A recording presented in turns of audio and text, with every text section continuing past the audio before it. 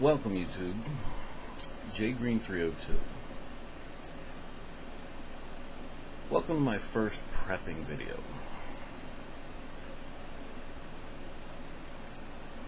This is my first video after about 8 months of watching just about everything I can find on YouTube, studying the problems related to prepping.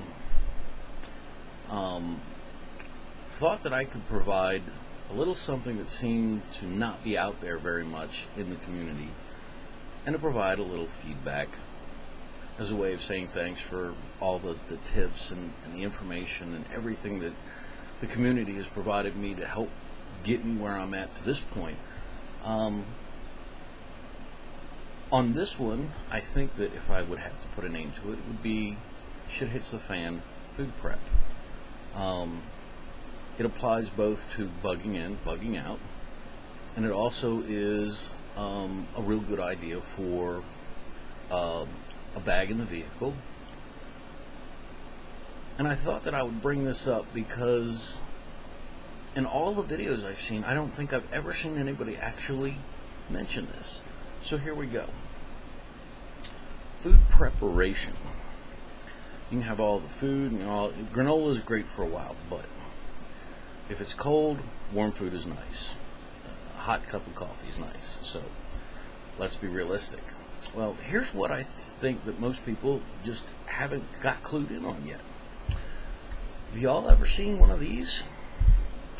This is a Trangia alcohol stove. It's got some burner holes. It's made of copper. It's got a sealable O-ring. It's got a simmer lid. You put this methyl alcohol, 2 ounces. You put a spark to it, it fires up. About 5 minutes, and it will have a cup of water boiling for you. All you need is one of these and one of these. Just set it around, set your cup on it, you boil a cup of water. Seems pretty simple. Well, for $13, you can have something that has basically been foolproof for over 100 years. It's worked for 100 years flawlessly. Look how small. It's 13 bucks. How can you be without it? Here's another version. Look at this. Look, this weighs a couple ounces. I mean, this is as light as you can ask for. It's got stands, and let me get these all open so you see what it does here. Sits on the ground, hold your pot, squirt some fuel in it, light it up, cook your water, fold it up, put it in your pocket. This one was maybe 16 bucks. It's titanium. By far the best one. I definitely go with these. I've got 3 of these. When the grocery store and the convenience stores are wiped out, how many people do you think are grabbing gas line antifreeze? Think about it. How many people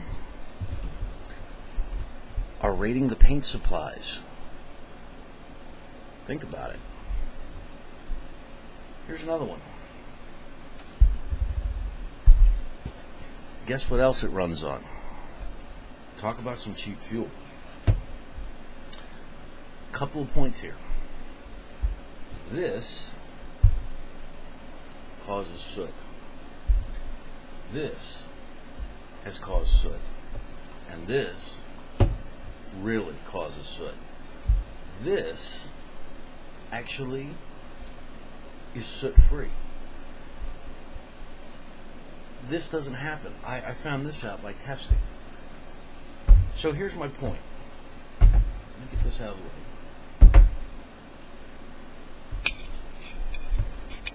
This and this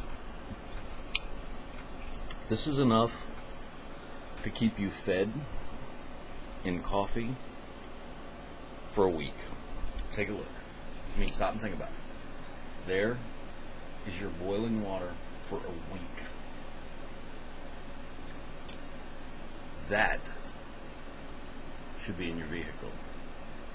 That should be in your bug out bag. That should be a part of your equipment. And for 13 or 17 bucks, whatever these run, they're so cheap, they're so small, they're so light. You can even make these out of Pepsi cans, which I've actually done. The fuels are the fuels that most people are going to overlook. And if you think about the chaos in Katrina, if you think about, a disaster situation, you really want something that is not on most people's radar. This is all compliments of Shug, who puts out some very interesting hammock camping videos, and they basically are all about ultralight camping. I was fascinated with this idea, and I've used this quite regularly. It's part of something that I've been trying to figure out as far as fuel. I'm going to probably talk about that in another video, but for basic food prep, how can you beat these? If you guys are like me, got one of these. This is all day this is one person, everything you need to wipe your butt, to feed yourself, to have coffee, utensils, start a fire, napkins,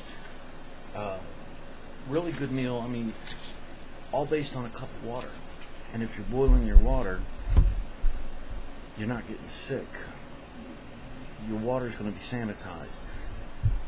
Boiling your water is going to become very important. So the fuel and the means by which you boil water, because let's face it, you and your AR aren't going to be doing much shooting if you've got the GIs and you've got dysentery because of bad water. You can't defend. You cannot.